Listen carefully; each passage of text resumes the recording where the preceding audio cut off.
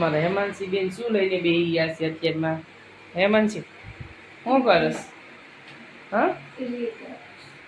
ઇડલીનું cutting થાય છે. વાહ, આજ તો ઝાઝા દિવસે ઇડલી બની એમ ને? હેમાંશી કેમ છે ઇડલીમાં? ગરમ છે બહુ, તો ઠરવા દે ને.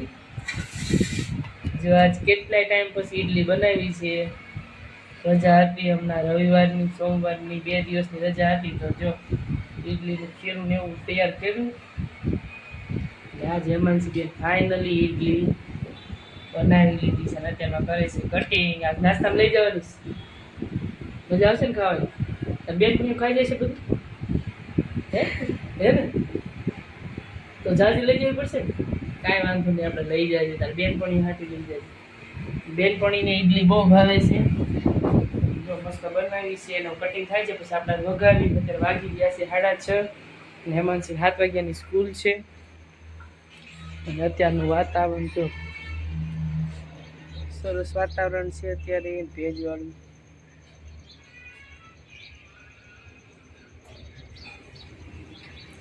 ઝાકળ જેવું છે વાતાવરણ અત્યારે.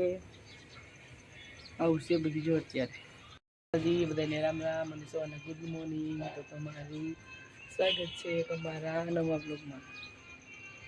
અને હાલો આપણે ફટાફટ હેમાંશી બેનને નાસ્તો બનાવી દઈએ. હેમાંશી બેન જો ઇડલી કટિંગ કરે છે, પછી આપણે એને વઘારી લઈ.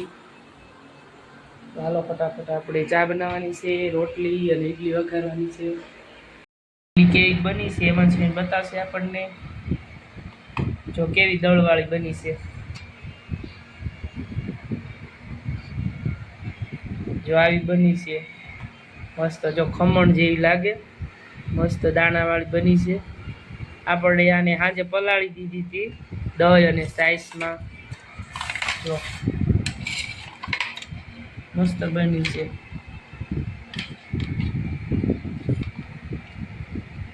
તો કોઈ ઇડલી ખાતા હોય તો આવજો ઇડલી ખાવા.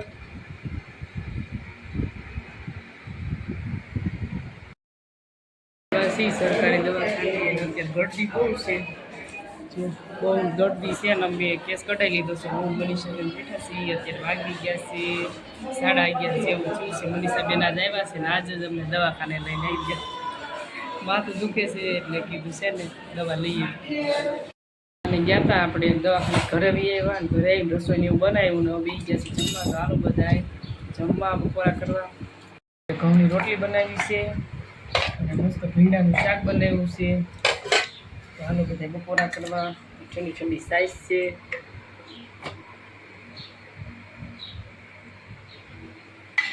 હાલો જો અત્યારે વાગી ગયા છે 2 ને અમારા બેન આવ્યા છે. પારું બેન ભાગ લઈને આવ્યા છે. હેમાંશી કામિયા હાટું સ્પેશિયલ જો ભાગ દેવા જ આવ્યા છે. અને અત્યારે 2 વાગી ગયા છે. એમને જમવાનું બાકી છે એટલે જો જમવા બેહાર્યા છે. પેલા તો આપણે ભાગ જોઈ લેવી કે હું લઈ આવ્યા છે. પારું બેન કરી છે કામ્યા બેન ભાગની. કોણ લઈ આવ્યું ભાગ? હે કોણ લઈ આવ્યું? માસી. માસી લઈ આવી. હાલ બતાય તો શું છે ભાગમાં. વાહ, આને શું કહેવાય? ફરાળિયો સેવડો. ફરાળિયો સેવડો. પછી બીજું છે સવાણું શ્રીહરિનું નમકીન છે. આ છે ગાંઠિયા અને ભાખરવડી. અને આ છે ચાટપુરી. પૂરું ઠેલી થઈ ગઈ ખાલી. જો આટલા બધા પડીકા લઈ આવી છે પારું. અને ભાણક તો હાટું લઈ આવી છે. જો સવારમાં જવાનું હોય ને સ્કૂલ તો નાસ્તામાં લઈ જવાનું. હાલો જો આ બાજુ બેઠા છે મનીષા બેન.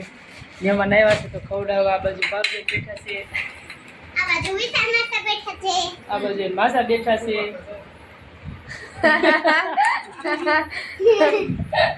માસા ભૂખ લાગી કા અત્યારે તડકા ના આવ્યા એટલે બે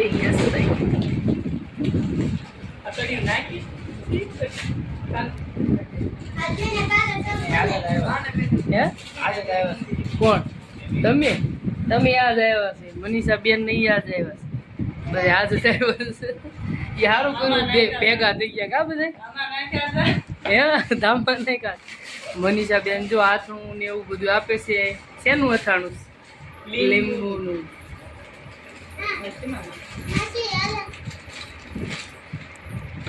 હાલો કામ્યા બેન ને તો જો મુહૂર્ત કરી દીધું છે, પડીકું તળ્યું છે. શેનું તળ્યું છે? ગાંઠિયા. જો રોંઢાની ચા પીવા અને જો ગાંઠિયા અને ચાની પાર્ટી છે અત્યારે. આજ તો જો રાહુલ ઘરે આવ્યા છે ચા પીવા. રોંઢાની ચા છે અત્યારે. રોંઢાનો નાસ્તો છે એમ ને. આ જો પારુબેન લઈ આવ્યા છે ગાંઠિયાના પેકેટ ને એવું બધું નમકીન ને એવું લાવ્યા છે. આપણે જો અત્યારે ગાંઠિયા લઈ લીધા છે ખાવા અને મસ્ત ચા બનાવી છે. હાલો બધા તો જો ચા પીવા. મનીષાબેનની ચા બનાવી છે. મનીષાબેન અમારે આવી ગયા છે આંબોડીથી ઘરે, એટલે જો મસ્ત ચા બનાવી છે. હાલો બધા ચા પીવા. અને આ બાજુ જો